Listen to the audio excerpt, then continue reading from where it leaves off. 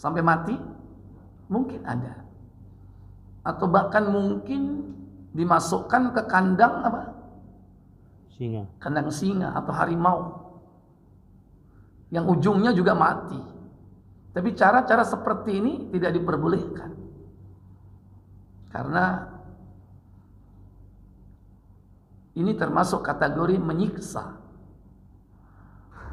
Dalam Islam yang paling konvensional membunuh itu yaitu dengan memotong leher, memisahkan antara kepala dan badannya.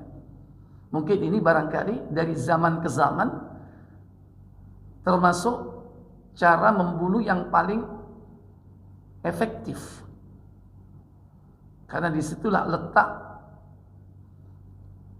yakni seluruh saraf atau bahkan aliran darah atau bahkan aliran pernafasan yang merupakan sarana atau orang untuk mendapatkan kehidupan. Darahnya harus dihentikan, nafasnya harus dihentikan, demikian pula saraf-saraf yang ada di lehernya, bahkan batang tulang punggungnya atau batang lehernya itu dipatahkan. Bahkan ini cara yang paling alami yang dilakukan oleh hewan. Ketika singa, harimau berburu, itu yang jadi sasaran itu bagian lehernya. Jika dia melakukannya dengan mudah. Sehingga dengan patahnya batang leher itu, maka akan secara cepat orang itu akan mati. Nah, ini pun diperintahkan agar memilih alat yang baik. Yang baik di sini adalah yang tajam, yang efektif. Bahkan kalau perlu efisien. Dengan usaha yang ringan tapi dengan mendapatkan hasil yang cepat. Karena tujuannya adalah agar orang ini mati secara cepat. Dalam Islam begitu. Baik dalam qisas, demikian pula dalam peperangan. Wala yaqta'u minha syai'an hatta tamut. Dalam hal qisas, jangan kalian lantas memotongnya yang tujuannya hanya sekedar sampai dia mati, tapi dia merasakan kesakitan yang lama. Ini akan menyalahi prinsip di dalam berbuat ihsan yang diperintahkan oleh Allah Jalla wa'ala. Wala yaqtulu bi'alatil kala. Janganlah kalian membunuh atau menegakkan qisas itu dengan alat yang tumpul. Dan ini akan mengakibatkan kesakitan orang tersebut dan tidak efektif sehingga tidak cepat matinya. Wa kadzalika yuhiddu syafrata 'inda al-dhabhi wa yurihu al-bahimata. Demikian pula hendaklah kalian menajamkan pisau ketika kau menyembelih kurban atau yang lainnya. Mungkin barangkali ikan, kita mau pingin masak ikan lele. Yang lele itu kemungkinan masih apa, Pak? Masih hidup. Bagaimana caranya supaya lele itu cepat mati? Dengan cara terbaik. Sampai bagaimana kita ini tidak menyiksa hewan tersebut. Sekalipun barangkali orang tidak memperhatikan bagaimana makhluk ini merasakan kesakitan. Dibiarkan dia lama tidak mati. Mungkin dengan cara dipukul kepalanya, belum tentu langsung mati.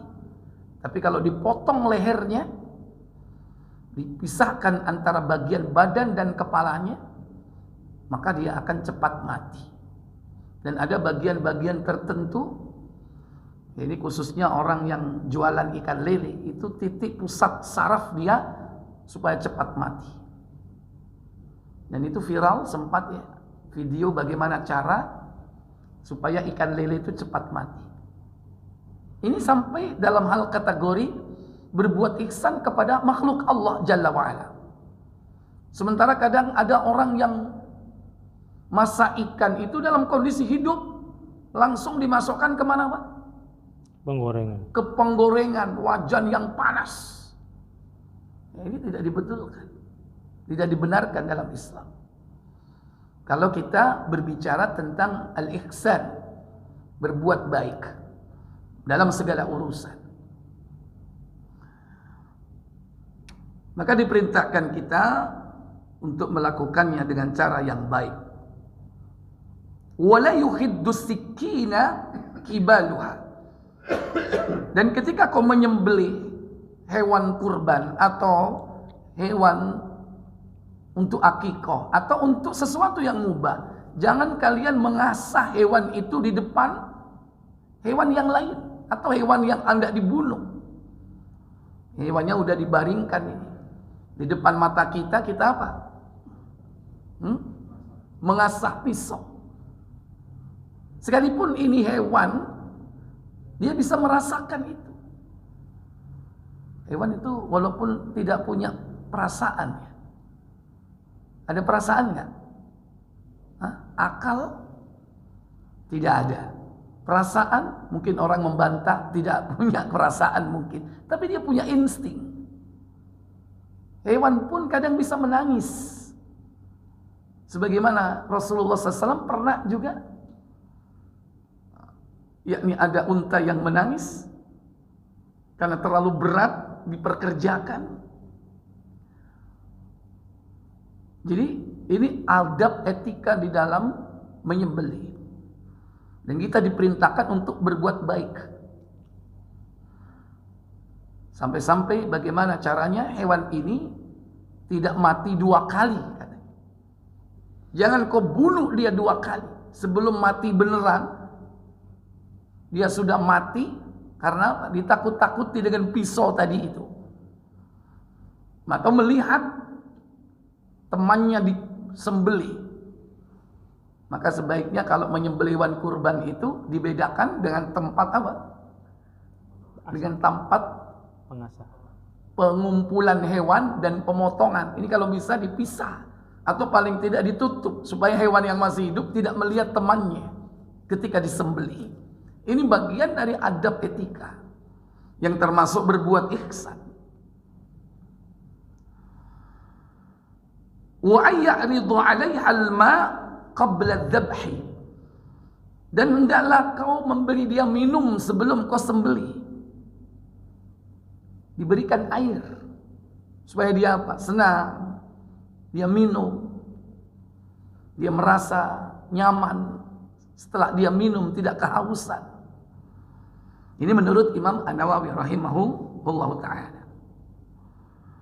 Wala yadbahul labun wala dhatal waladi hatta yastaghna 'anil labani.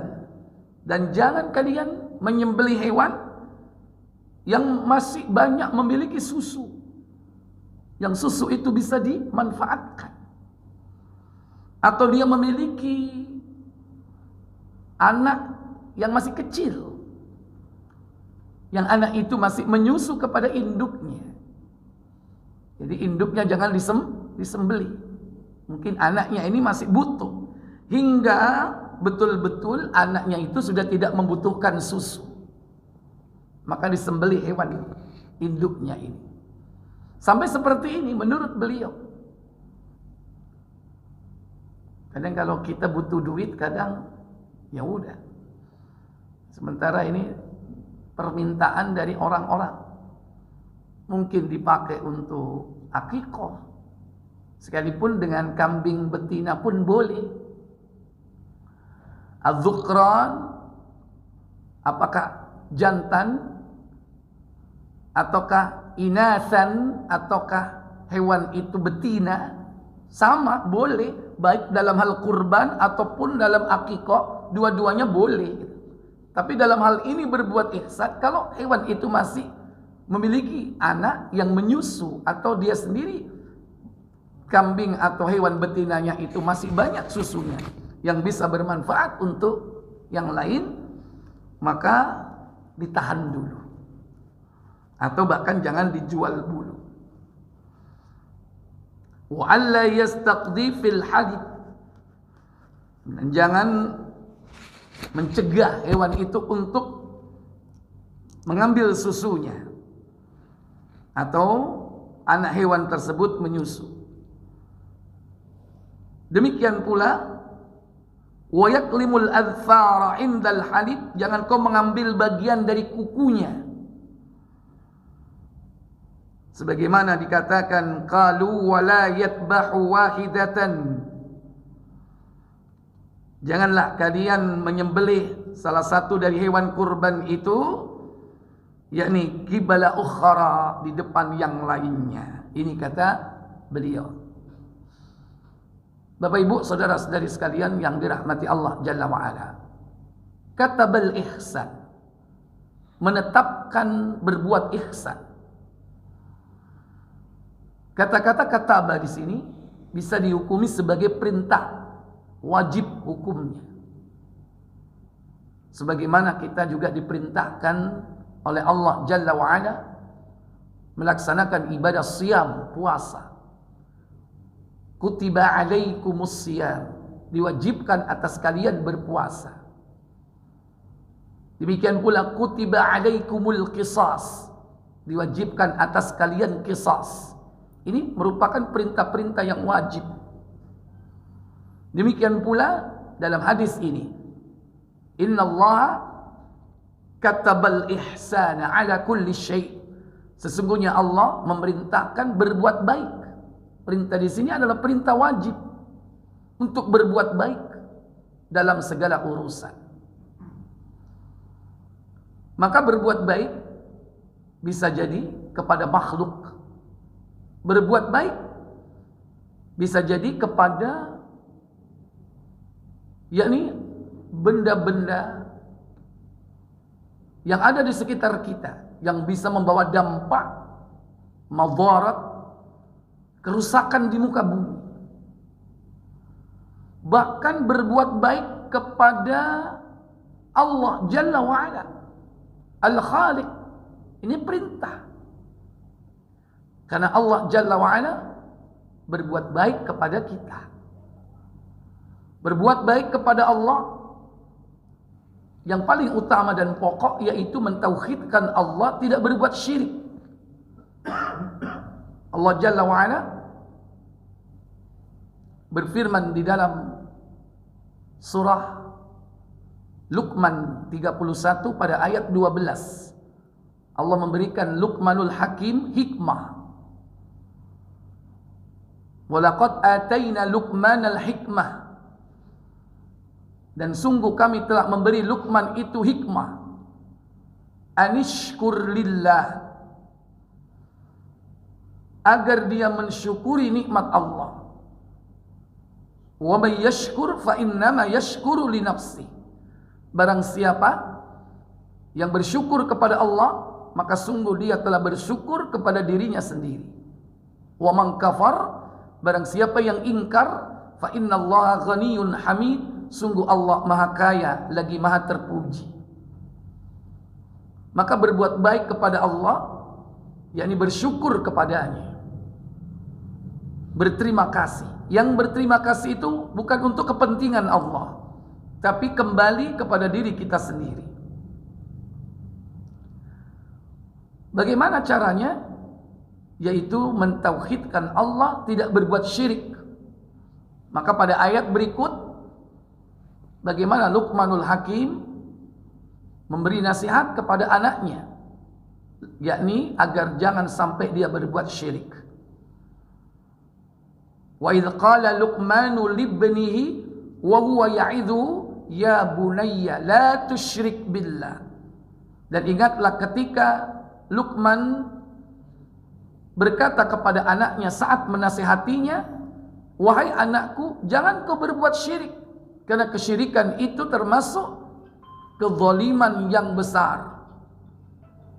Nah, baru setelah berbuat baik kepada Khalik, Allah perintahkan berbuat baik kepada siapa? Manusia. Siapa manusia yang pertama kali yang wajib kita harus berbuat baik? Walidain, ibu bapak.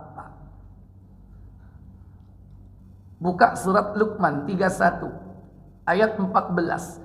Wa wassayna al-insana biwalidayhi hamalathu ummuhu wahnan ala wahnin wa fisaluhu fi amain anishkur li wa liwalidayka ilayyal masir. Apa kata Allah? Dan kami perintahkan kepada manusia berbuat baik kepada dua orang ibu bapaknya. Ibunya telah mengandungnya dalam keadaan lemah yang bertambah-tambah dan menyapihnya dalam 2 tahun.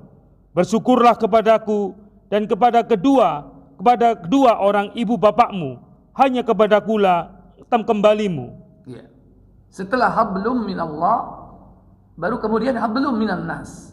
Berbuat baik kepada Allah, bersyukur kepada Allah, mentauhidkan Allah, tidak berbuat syirik, baru berbuat baik kepada manusia. Siapa orang pertama yang harus wajib kita berbuat baik kepada mereka? Walidain, kedua orang tua. Dan aku perintahkan agar mereka, para anak, berbuat baik kepada kedua orang tuanya, ibu bapaknya, terutama ibunya yang mengandung, wahnan ala wahnin, dalam keadaan payah di atas kepayahan. Dalam ayat yang lain setelah mengandung apa? Melahirkan. Surah Al-Ahqaf itu pada ayat yang ke-15. Hamalathu ummuhu kurha wa wada'athu kurha.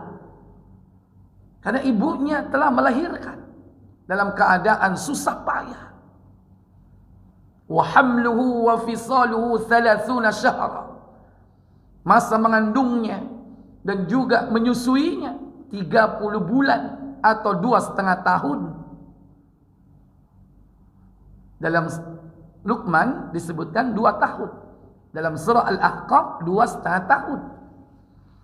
Karena 2,5 tahun itu sekaligus dengan masa yakni kehamilan. Karena paling tidak anak itu bisa melahirkan ketika usia 7 bulan. Secara normal. Tidak dikatakan sebagai prematur. Wallahu a'lam. Ya, jadi berbuat baik kepada ibu bapa. Setelah itu berbuat baik kepada karib kerabat. Orang-orang dekat kita.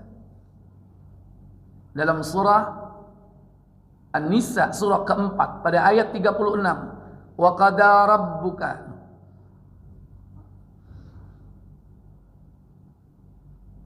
Surah Al-Isra itu ya 23. Wa qada rabbuka alla ta'budu illa iyyah wa bil walidaini ihsana. Dan kelak kami wajibkan kepada manusia berbuat baik kepada Allah dan kepada kedua orang tuanya. Adapun di An-Nisa surat yang 4 ayat 36, wa'budullaha wa la tusyriku bihi syai'an. Dan sembahlah Allah dan jangan kalian berbuat syirik. Baru kemudian apa? Wa bil walidaini ihsana. Yaitu berbuat baik kepada siapa? Kedua orang tua. Setelah itu siapa? Silakan baca. An-Nisa 36. An-Nisa 36. Sembahlah Allah dan janganlah kamu mempersekutukannya dengan sesuatu pun. Dan berbuat baiklah kepada dua orang ibu bapak, karib kerabat. Ya, kemudian yang kedua yakni wabidzil qurba, karib kerabat. Setelah itu anak-anak yatim, wal yatama. Setelah itu orang-orang miskin, wal masakin, orang-orang miskin. Kemudian tetangga yang dekat, wal jari dzil qurba, dan tetangga yang jauh, wal jaril junub, dan teman-teman sejawat, was sahibi bil jambi, ibnu sabil, wa ibnis sabil, dan hamba sahayamu, wa ma malakat aymanukum. Ini tahapan-tahapan dalam berbuat baik. Orang yang terdekat, kemudian yang terjauh, terus. Berarti ini berbuat baik kepada siapa? Manusia. Kalau dalam hadis ini, sampai berbuat baik kepada binatang pun. Binatang yang kita sembelih pun harus kita berbuat baik kepadanya. Bagaimana caranya hewan itu mati dengan cepat? Bahkan sampai berbuat baik kepada hewan yang diperbolehkan dibunuh, yang termasuk musuh kita. Ular, tikus. Nabi melarang apa? Membunuh hewan-hewan yang harus dibunuh itu dengan cara-cara yang tidak benar. Contoh, tidak boleh membunuh hewan itu dengan cara dibakar. Tidak boleh. Bagaimana caranya tikus mati? Jangan kita dendam kepada tikus. Tikus berhasil kita tangkap, entah diperangkap atau mungkin kena lem. Setelah itu diapakan? Kadang ada yang dikasih bensin, dibakar. Ya, ini cara yang tidak boleh, dengan cara membakar. Karena yang menyiksa dengan membakar itu hanya hak Allah. Manusia tidak boleh menyiksa dengan api. Yang berhak menyiksa dengan api hanya Allah. Nggak boleh dibakar. Kita sering nggak menyiksa dengan api? Strom itu api nggak? Dengan alasan ini mengganggu wajah ini, akhirnya dibunuh. Tapi pakai api. Apa contohnya? Menyiksa dengan api. Disengat. Contohnya yang kita lakukan sehari-hari. Nyamuk. Kretek. Pakai api atau tidak itu? Pakai api. Makhluk ini ciptaan Allah. Yang berhak menyiksa dengan api hanya Allah. Nah, silakan dengan cara yang lain. Bagaimana caranya? Hewan-hewan yang kita anggap mengganggu itu terusir dari kehidupan kita. Termasuk nyamuk, termasuk semut. Bahkan semut dilarang dibunuh. Seorang nabi diperingatkan oleh Allah Jalla wa'ala hanya karena digigit semut. Dicari lubang semut itu, setelah ketemu diapakan? Dibakar. Ditegur Nabi ini. Hanya satu semut menggigitmu, tapi kau bakar makhluk yang bertasbih kepada Allah. Sementara yang dibunuh ini hewan yang dilarang untuk dibunuh. Ditambah dengan cara apa? Membakarnya. Sampai kita berbuat baik kepada hewan-hewan ini. Karena ini termasuk di antara bentuk-bentuk kerusakan di muka bumi ini. Demikian pula berbuat baik terhadap lingkungan, sekalipun itu bukan makhluk hidup. Makanya tanda orang itu beriman, dia berbuat baik terhadap lingkungannya. Kata Nabi sallallahu alaihi wasallam, al-imanu, iman itu bid'un sittuna aw sab'una syu'bah, lebih dari 70 atau 60 cabang. Yang tertinggi apa? Baik, coba dibuka Muslim, Sahih Muslim KBC nomor 30 kalau tidak salah. Nomor 30. 6.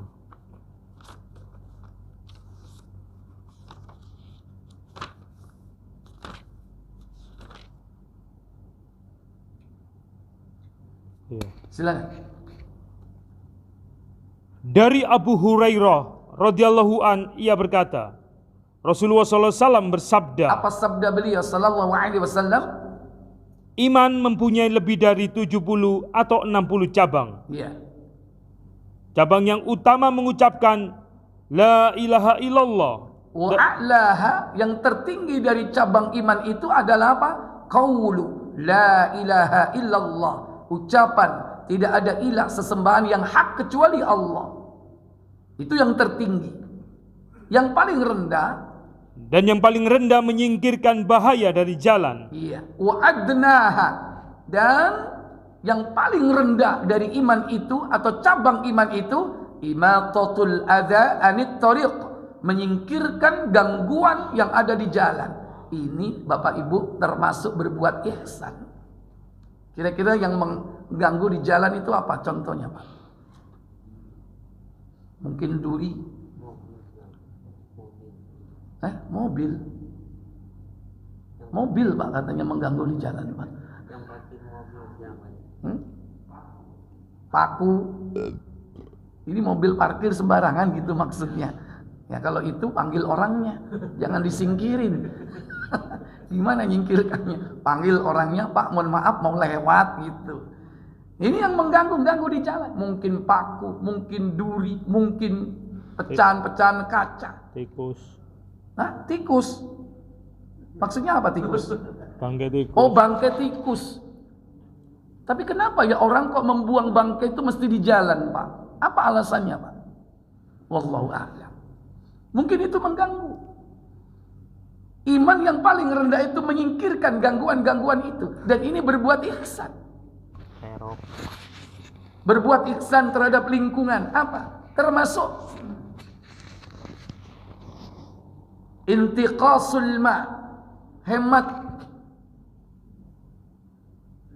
apa yang telah dikaruniakan Allah kepada kita, yaitu memakai air yang sedikit. Itu berbuat baik. Atau mungkin barangkali ketika dia masuk ke toilet ada air yang lupa, kerannya diapain? Ditutup. Berbuat ihsan, ditutup. Bukan urusan saya kok.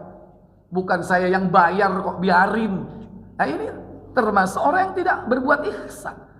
Sampai dalam hal seperti itu kita harus berbuat ihsan. Bahkan sampai kita berwudu pun berbuat ihsan. Apa? Hemat air, intiqasul ma. Jangan istilahnya boros airnya. Kalau nggak gerojok, nggak seger ya. Cara berbuat baik apa? Hemat.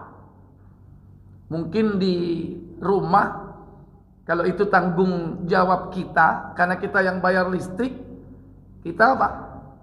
Kita hemat-hematin listriknya. Tapi kadang di kantor, bukan urusan saya, ini mah ada budgetnya, ini urusan perusahaan. Tapi melihat tidak ada orang, ruang itu misalnya tidak terpakai, tapi menyala terang, mestinya diapakan?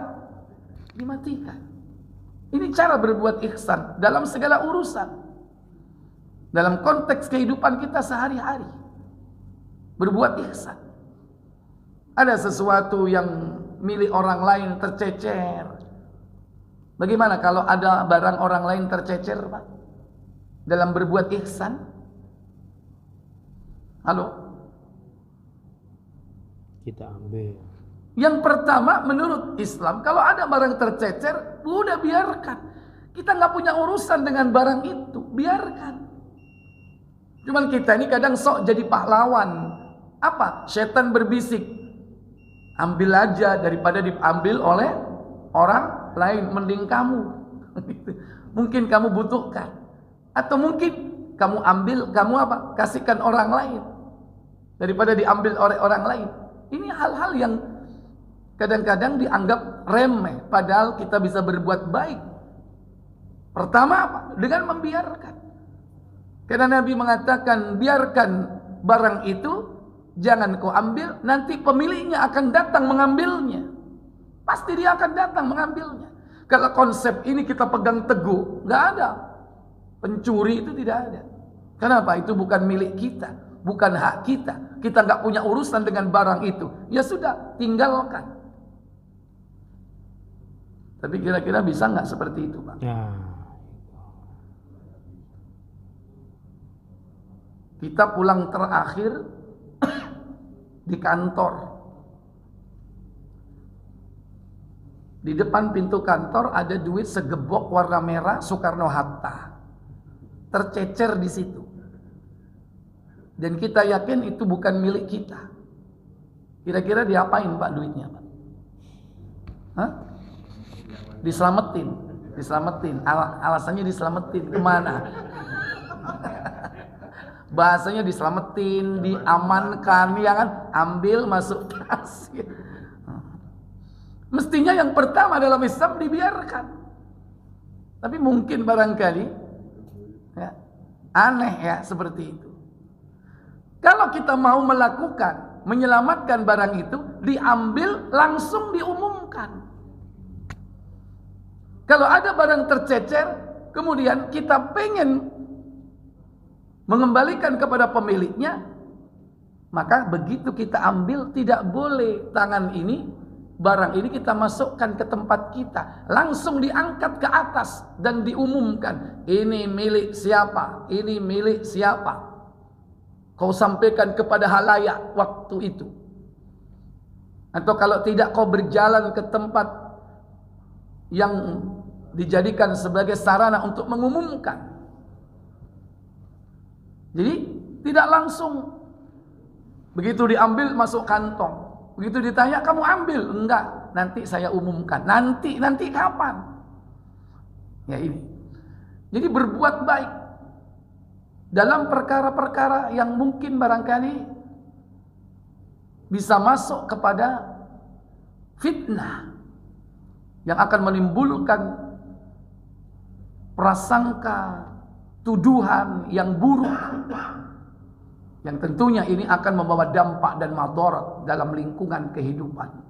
Berbuat baik termasuk kepada sesama, kepada lingkungan. Kalau ternyata dalam lingkungan kita ini ada sampah yang mungkin barangkali tercecer di jalan, berbuat baik, diambil sampah itu, dimasukkan ke bak sampah. Ini dalam segala urusan Allah Jalla wa'ala perintahkan kita berbuat baik. Allah berfirman dalam surah Al-Qasas, surah yang ke 28 ayat 77. Iya. Allah berfirman, Masyhur.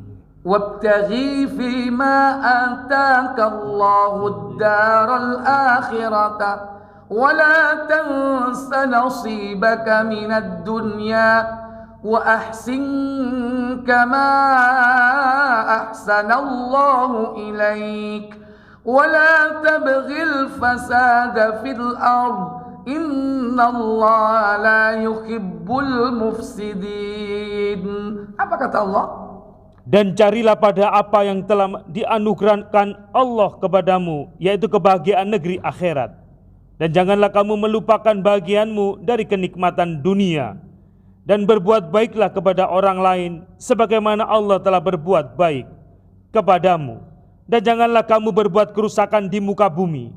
Sesungguhnya Allah tidak menyukai orang-orang yang berbuat kerusakan. Berbuat baik itu ada korelasinya dengan berbuat kerusakan di muka bumi ini. Bukan berbanding lurus, tapi berbanding berbalik. Berbuat baik itu lawannya adalah berbuat kerusakan. Wabtaghi, dan carilah, kata Allah, fima atakallahu daral akhirah, dengan apa yang Allah karuniakan kepadamu, carilah negeri akhirat. Wala tansa nasibaka minad dunya, akan tetapi jangan kau lupakan nasibmu di dunia ini. Wa ahsin, dan berbuat baiklah, kata Allah. Ini perintah berbuat baik, berbuat ihsan.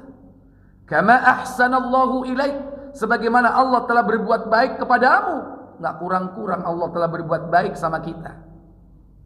Kita dikasih kehidupan, dikasih rizki, diatur urusan kita.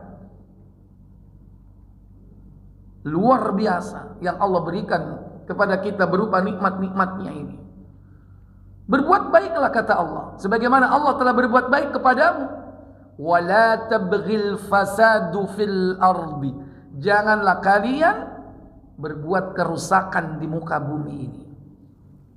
Sesungguhnya Allah tidak suka kepada orang yang berbuat kerusakan. Ya, sekalipun tidak menanam pohon, yang paling tidak hutan ini jangan digundulilah. Walaupun kita tidak ikut menanam, yang nanam dulu Allah. Atau seandainya setelah digunduli kemudian ada reboisasi, menanam pohon dan kita tidak ikut andil, ya paling tidak kita jangan sebagai generasi yang merusak lingkungan. Banyak perkara-perkara dalam kehidupan kita ini yang kita ini membuat kerusakan di muka bumi ini. Nah, kerusakan itu mulai dari kesyirikan, kekufuran, kenifakan, nifak, munafik, kebid'ahan, dan termasuk kemaksiatan. Ini berbuat kerusakan. Orang tidak berbuat maksiat itu minimal dia apa? Berbuat baik kepada generasi sesudahnya. Berbuat baik kepada siapa? Istrinya. Karena kemaksiatan yang dia lakukan itu berdampak kepada keluarga, berdampak kepada istri, berdampak kepada anak-anak kita. Kalau ingin berbuat baik kepada anak-anak kita, walaupun dia belum terlahir, kita persiapkan kita memiliki anak yang salih dan salihah. Dengan cara apa? Dengan cara menata hidup, tidak berbuat maksiat, supaya nanti anak-anak kita tidak seperti itu. Banyak berbuat baik kepada sesama, berbuat baik juga kepada lingkungan masyarakat. Jangan berbuat maksiat di depan umum, nanti apa? Ditiru. Generasi-generasi muda yang masih labil, yang mereka pada masa imitasi, gampang meniru. Ketika ada orang-orang yang lebih tua, seniornya melakukan perbuatan maksiat, gampang ditiru oleh anak-anak yang ada di bawahnya. Apalagi dia tokoh. Kalau dulu ada peribahasa, guru kencing berdiri, murid kencing berlari. Berarti tambah parah atau tidak, Pak? Tambah parah. Maka berbuat baik supaya generasi kita ini menjadi generasi baik, maka kita berbuat baik. Minimal sekalipun kita tidak memberikan contoh yang baik, apa? Jangan memberi contoh yang buruk. Kalau kau berbuat buruk, sembunyi. Silakan bersembunyi. Kau belum bisa meninggalkan khamr, minum itu khamr di tempat kamarmu tersendiri. Kau belum bisa melakukan kebaikan dengan cara meninggalkan maksiat. Tapi cara berbuat baik apa? Lakukan maksiat itu jangan sampai terlihat orang. Itu berbuat baik. Supaya orang lain tidak apa? Meniru. Karena itu berdampak. Oke lah, kita tidak bisa misalnya mengucapkan kata-kata yang indah, yang santun, kata-kata yang baik. Minimal ketika kau berbicara yang buruk, orang lain jangan tahu. Jangan dengar. Melakukan cacian, makian, anak-anak pun dengar, wah akan ditiru itu. Cara berbuat baiknya apa? Tahan. Jangan sampai didengar orang lain. Sekalipun kita belum bisa mengucapkan kata-kata yang baik, bahkan termasuk berbuat baik itu diam dari berbicara yang buruk. Falyakul khairan aw liyasmut. Ucapkan kata-kata yang baik. Kalau tidak bisa, berbuat baiklah dengan apa? Diam. Wala tabghil fasadu fil ard. Innallaha la yuhibbul mufsidin. Sesungguhnya Allah tidak menyukai orang-orang yang berbuat kerusakan.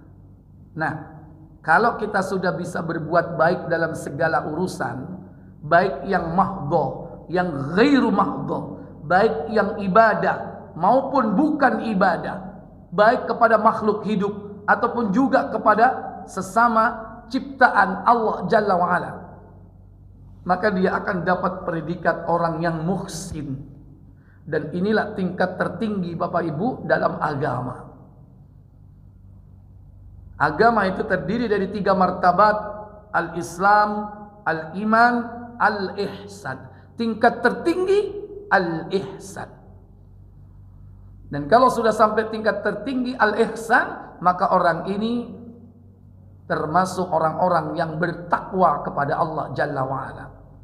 Bagaimana cara berbuat ihsan yang termasuk kategori takwa kepada Allah yang belum tentu semua orang bisa melakukannya? Nah, ini baru sudah tingkat tinggi. Kata Allah dalam surah Ali Imran surat ketiga pada ayat 133, dan 134. Kata Allah, wasari'u ila maghfiratin min rabbikum wa jannatin arduha as-samawati wal ard u'iddat lil muttaqin. Apa kata Allah? Dan bersegeralah kamu kepada ampunan dari Rabb-mu dan kepada surga yang luasnya seluas langit dan bumi, yang disediakan untuk orang-orang yang bertakwa. Yang disediakan untuk orang-orang bertakwa. Siapa mereka orang yang bertakwa? Yaitu orang yang berbuat ihsan, orang-orang yang disebut muhsinin. Pada ayat berikutnya, alladzina yunfiquna fis sarra'i wad-dharra'i والكاظمين الغيظ والعافين عن الناس والله يحب المحسنين. Apa kata Allah? Yaitu orang-orang yang menafkahkan hartanya baik di waktu lapang maupun sempit, dan orang-orang yang menahan amarahnya dan memaafkan kesalahan orang. Allah menyukai orang-orang yang berbuat kebajikan. Iya. Wallahu yuhibbul muhsinin, dan Allah cinta kepada orang-orang yang berbuat ihsan. Siapa mereka? Alladzina yunfiquna fis sarra'i wad-dharra. Orang-orang yang menafkahkan hartanya baik di waktu lapang maupun sempit. Ini pengertian secara sempit. Menafkahkan harta di waktu lapang ataupun sempit. Ternyata bukan hanya harta, yaitu orang yang mau memberi apa saja baik di waktu lapang ataupun sempit. Lapang di sini bukan hanya ketika dia lapang harta. Sempit di sini ketika bukan dia karena tidak punya duit. Lapang dan sempit di sini adalah termasuk apa? Jiwa, hati. Ketika hati kita lapang, mungkin orang gampang berbuat baik. Tapi bagaimana ketika hati kita sempit? Apakah kita masih tetap berbuat baik? Ini pertanyaannya. Bisa jadi mungkin kita, Bapak Ibu Saudara sekalian, saat lagi dongkol, saat kita ini mangkel, sakit hati, berarti ini kan sempit. Bukan hanya sempit harta, ternyata termasuk kategori sempit hati. Apakah kita masih berbuat baik? Apakah ketika kita dongkol dengan orang, kemudian orang itu mengucapkan salam kepada kita, Assalamualaikum, apakah kita masih menjawabnya? Halo? Ketika hati sempit, apakah kita masih menjawab salam? Hah? Boleh, mungkin itu wajib, ya kan? Apakah kita lagi marah atau dongkol kepada istri? Ketika istri minta belanja, dikasih apa enggak? Halo? Agak seret ya. Inilah yang dimaksud orang yang berbuat ihsan. Dongkol tidak dongkol, lapang hati atau sempit hati. Kalau itu kewajibannya harus disampaikan, dikeluarkan. Sama seperti seorang istri. Seorang istri bayaran bulanan telat, apakah masih tetap dia melayani suami? Kopinya masih tetap disediakan tiap pagi? Halo? Nah itu para wanita. Apakah dia tetap melayani? Saat hatinya dongkol, bapak karena malam tidak dikasih jatah, paginya maaf, masih senyum gak sama istri? Insya Allah. Karena masih ada harapan begitu, ya kan? Gak dapat hari itu besok ya. Itu dimaksud berbuat ihsan. Wal kadhiminal ghaidha, dan menahan amarah. Ini termasuk berbuat ihsan, menahan amarah. Wal afina 'anil nas, dan termasuk memberikan maaf. Itu termasuk di antara berbuat kebaikan kepada sesama. Wallahu yuhibbul muhsinin, dan Allah suka kepada orang-orang yang berbuat ihsan. Orang yang berbuat ihsan itu, kalau dia berdosa, dia segera bertobat. Pada ayat berikutnya, walladzina idza fa'alu fahishatan aw zalamu anfusahum ذكروا الله فاستغفروا لذنوبهم ومن يغفر الذنوب إلا الله ولم يسروا على ما فعلوا وهم يعلمون. Apa kata Allah? Dan juga orang-orang yang apabila mengerjakan perbuatan keji atau menganiaya diri sendiri, mereka ingat akan Allah, lalu memohon ampun terhadap dosa-dosa mereka, dan siapa lagi yang dapat mengampuni dosa selain daripada Allah, dan mereka tidak meneruskan perbuatan kejinya itu, sedang mereka mengetahui. Ya. Maka bertobat merupakan berbuat ihsan, berbuat baik. Bahkan tobat ini merupakan berbuat baik untuk diri kita sendiri. Karena perbuatan dosa itu akan menutup hati, akan mengotori jiwa. Maka berbuat baiklah kepada dirimu sendiri. Dengan apa? Membersihkan hati dan jiwa. Bagaimana caranya? Bertobat kepada Allah Jalla wa'ala. Sampai diperintahkan kita berbuat baik kepada diri kita sendiri.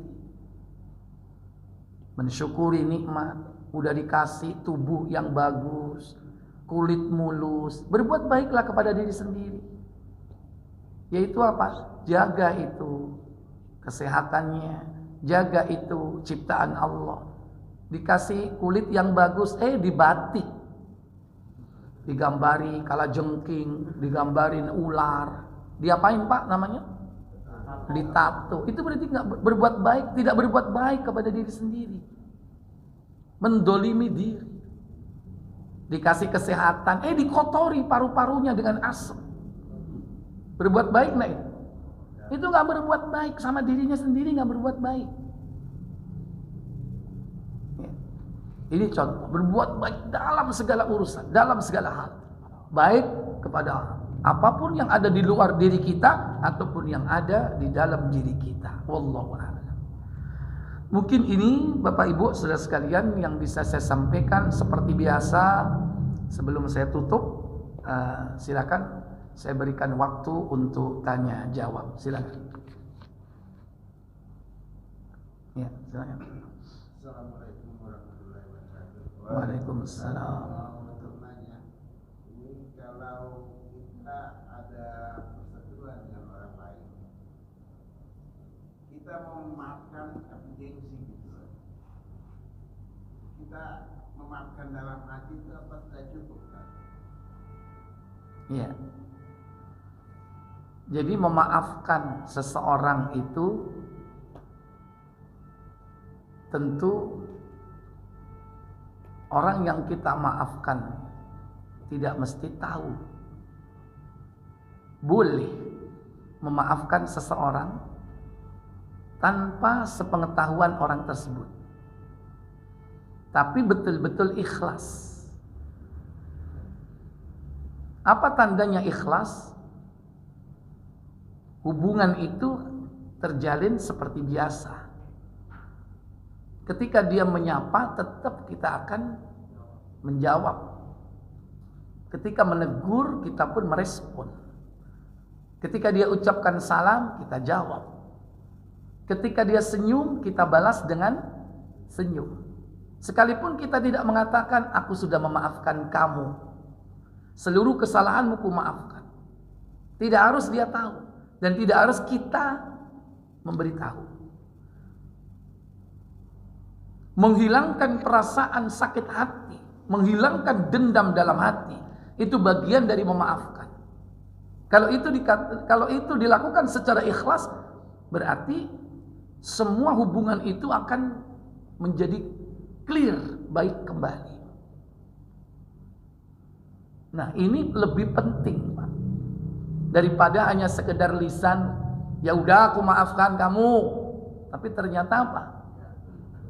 Dalam hati masih dongkol, ditegur masih gak respon, hanya lip service doang, aku maafin, tapi berusaha menghindar, udah gak seneng gaul sama dia.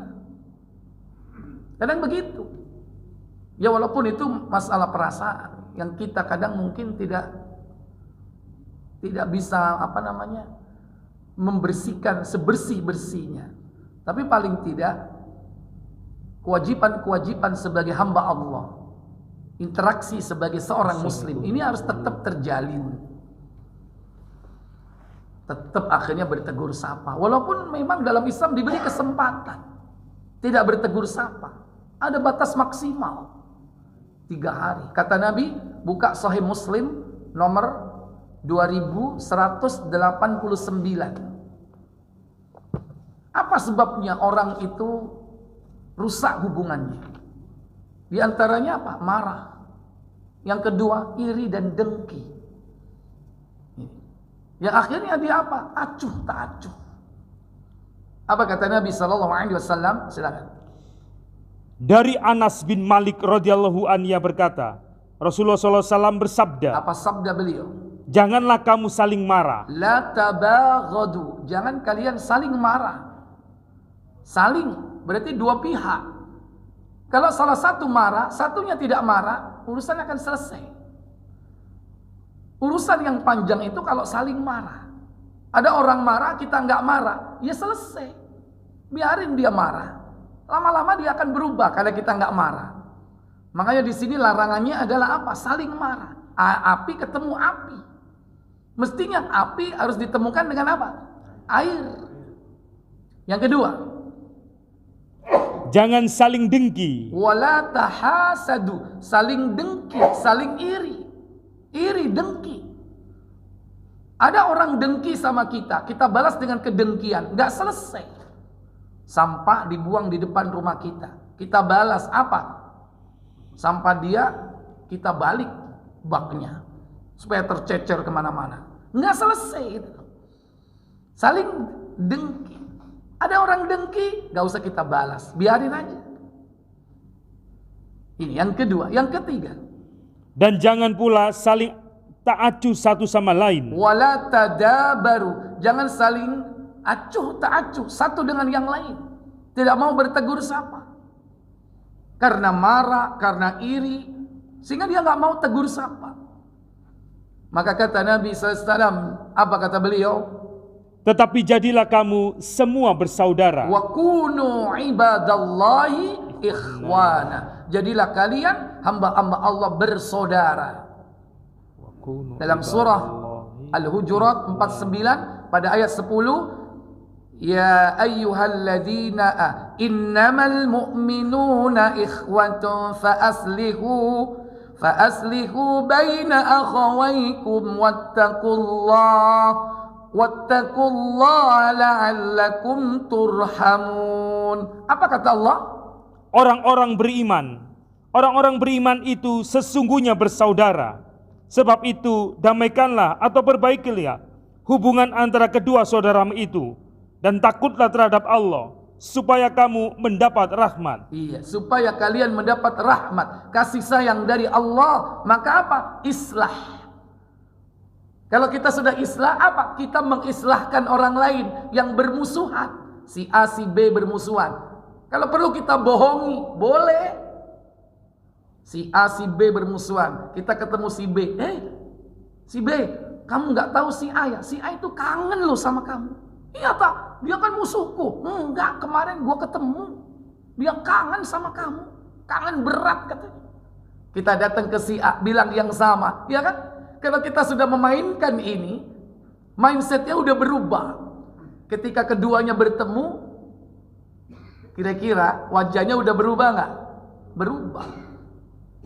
Yang asalnya saling manyun satu dengan yang lain, atau acuh tak acuh, sudah berubah. Padahal dulu dia teman akrab. Kemana-mana dia selalu bersama. Hanya karena crash urusan dunia, dia pisah. Nah ini harus diislah. Fa'aslihu baina akhawaikum. Dan hendaklah kalian mendamaikan antara keduanya. Ya ini berbuat ihsan ini. Wattaqullah, dan takutlah kepada Allah, la'allakum turhamun, agar kalian mendapatkan rahmat. Makanya Nabi mengatakan apa? Wa kunu ibadallahi ikhwana. Jadilah kalian hamba-hamba Allah yang bersaudara. Jangan karena perbedaan organisasi, perbedaan apalagi Pak? Suku bangsa, perbedaan partai, jaket, bendera, lantas sesama muslim ini kemudian saling bermusuh-musuhan. Kata Nabi, la yakhillu lil muslim. Apa katanya? Tidak halal. Tidak halal bagi seorang muslim menjauhi saudaranya sesama muslim lebih dari 3 hari. La yakhillu lil muslim. Tidak halal bagi seorang muslim. Berarti haram. Kalau sudah haram, apa? Dosa. Ayyuhjaru akhahu, menjauhi saudaranya lebih dari 3 hari. Berarti dalam Islam masih diberi peluang untuk marah. Bahkan diberi peluang untuk tidak bertegur sapa. Untuk apa? Calling down. Berapa? Deadline calling down-nya berapa hari? 3 hari. Setelah 3 hari, maka harus islah. Gua marah sama lo. Gua gak mau bicara sama lo. 3 hari ya. Janjian kalau perlu. Setelah 3 hari, tegur sapa lagi. Assalamualaikum. Gitu. Ini dalam Islam calling down itu. Diberi waktu orang marah, silakan. Mungkin barangkali dia lagi menata hati ketika itu. Gimana cara meredamnya? Gimana cara untuk mendinginkannya? 3 hari. Lebih dari itu berarti kau membuat dosa. Dosa itu akan masuk kepada dirimu. Jadi silakan. Memaafkan tanpa diketahui orang yang diberi maaf. Terutama siapa, Pak? Memaafkan orang tanpa memberi maaf, tanpa diberitahukan kemaafannya. Siapa? Istri. Istri. Karena istri itu banyak kesalahan di hadapan kita. Maafkan dia. Karena kita ini sering dongkol, sering jengkel kepada istri. Maka maafkan dia. Walaupun kita tidak harus, udah aku maafkan dirimu. Gak perlu. Maafkan dia. Dengan cara kita memaafkan istri, fa insyaallah istri itu akan dimudahkan untuk memperoleh hidayah dari Allah. Gara-gara kita tidak memaafkan, malaikat marah. Kita nggak mau memaafkan istri, malaikat marah. Kalau sudah malaikat marah, dia terlaknat. Dan orang yang terlaknat itu susah dapat hidayah. Makanya kalau kita marah sama istri, kita beritahu dia, kita nasihati dia, nggak masuk, Pak. Maafkan dulu. Kalau mau menasihati istri, lapangkan hati, lapangkan dada, maafkan dia, baru kasih nasihat. Kalau kita menasihati istri, kita tidak memaafkan sebelumnya, susah, Pak. Ibarat apa? Cangkir gelas ini kita tutup, nggak akan bisa diisi air, Pak. Tertutup. Karena tertutup. Gara-gara kita jengkel sama istri kita, tidak mau memaafkannya. Jangankan dia yang memberi nasihat, orang lain pun memberi nasihat, tidak akan mempan. Ini caranya bagaimana? Maafkan dia. Itulah firman Allah Jalla wa'ala di dalam surah At-Taghabun 64 ayat ke-14. Ya ayyuhalladzina amanu inna min azwajikum wa auladikum aduwwan lakum fahdaruhum wa in ta'fu wa tasfa'u wa taghfiru fa innallaha ghafurur rahim. Apa katanya? Hai orang-orang mukmin, sesungguhnya di antara istri-istrimu dan anak-anakmu ada yang menjadi musuh bagimu. Maka berhati-hatilah kamu terhadap mereka. Dan jika kamu memaafkan dan tidak memarahi serta mengampuni mereka, maka sesungguhnya Allah Maha Pengampun lagi Maha Penyayang. Iya. Memaafkan tapi bukan berarti membiarkan mereka bermaksiat. Dia tidak sholat, ya udah aku maafkan. Salah nggak? Salah menempatkan kata maaf atau salah menempatkan kemaafan. Dimaafkan. Menasihati tetap, memberitahu tetap, tapi kan tidak harus marah. Memaafkan harus, tapi bukan berarti memaafkan perbuatan dosa yang berlarut-larut. Dia nggak menutup aurat, dia nggak sholat asar, udah tak maafin. Menurut saya nggak benar, tapi tak maafin. Itu salah kaprah. Justru maafkan dia dari perkara-perkara, yakni yang mungkin berhubungan dengan pelayanan terhadap kita. Tapi bagaimana dia melaksanakan kewajibannya kepada Allah, mau tidak mau harus dilaksanakan. Nasihati dia untuk tetap menegakkan sholat. Nah, sebelum dinasihati itu kita maafkan dulu. dimaafkan, mungkin tadi malam nggak dikasih jatah, maafin. Ya. Mungkin barangkali masakannya gimana Pak? Hah? Kasinan, maafin. Atau mungkin keliru Pak. Ya, kopinya bukan gula yang dikasih, yang dimasukkan, tapi garam. Ini kopi rasa asin, kopi laut kali ya, barangkali. Nah, gitu. Ya dimaafin. Supaya apa? Dia akan terbuka hatinya dan dapat nasihat dari orang lain. Mungkin yang bisa menasihatinya. Wallahu a'lam. Mungkin ini ada lagi pertanyaan? Terakhir ya, silakan. Mohon maaf, mau tanya dulu saya pernah mendengar ayat subuh seperti itu ya, penjelasan tentang subuh tentang dulu sahabat pernah ada zaman masih berjihad ya, dakwahkan agama kan diperangi dulu ketika dia Rasul dan sahabat. Ada sahabat yang menunda-nunda berangkat perang atau jihad karena ada panggilan dari Rasulullah. Lalu Rasulullah dan sahabatnya yang lain pulang perang itu tidak mengajak dia bicara selama 40 hari, sedangkan tadi hadis itu 3 hari. Itu sebenarnya Rasulullah yang mana kurang lebihnya tadi karena saya dengar seperti itu dari ulama dakwah. Iya, baik. Jadi harus dibedakan di sini antara kesalahan kepada Allah dan kesalahan kepada sesama manusia. Iya. Kalau dalam urusan dunia kita boleh tidak bertegur sapa, itu batas maksimalnya 3 hari. Dalam urusan apa? Dalam urusan dunia.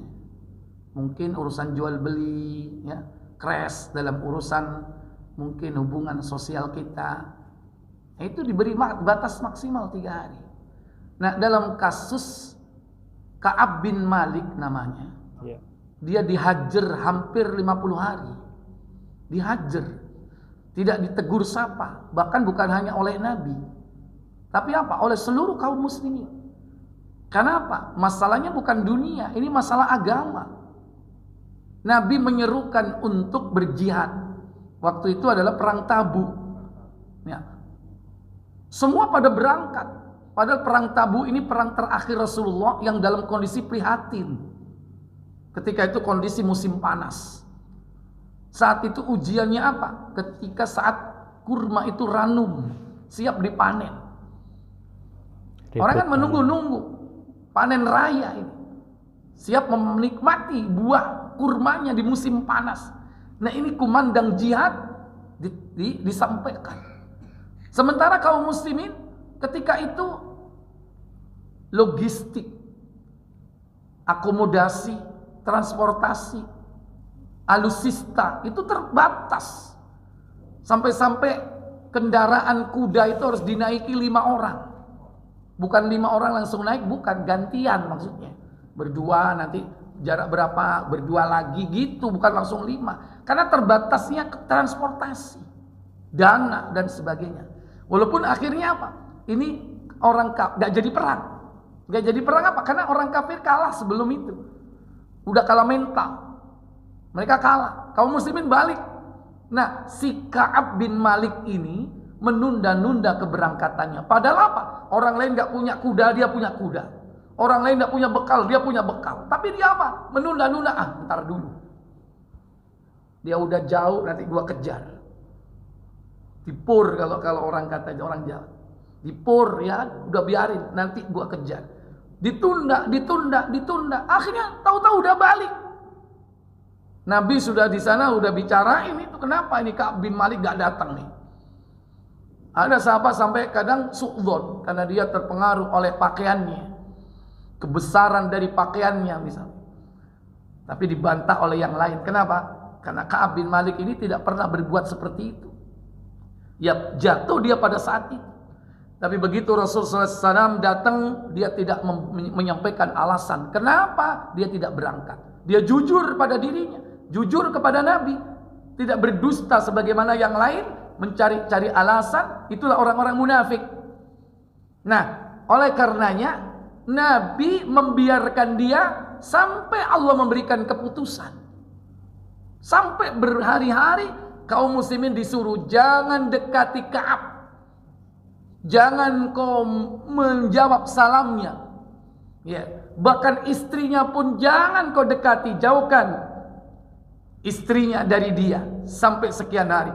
Itu sampai menangis itu istrinya. Nah, ada 2 orang lagi yang kasusnya mirip dengan Ka'ab ini.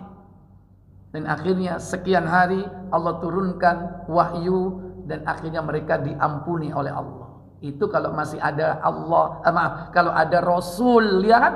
Jelas diampuni atau tidak. Kalau sekarang dari mana tandanya kita dapat informasi bahwa kita diampuni atau tidak?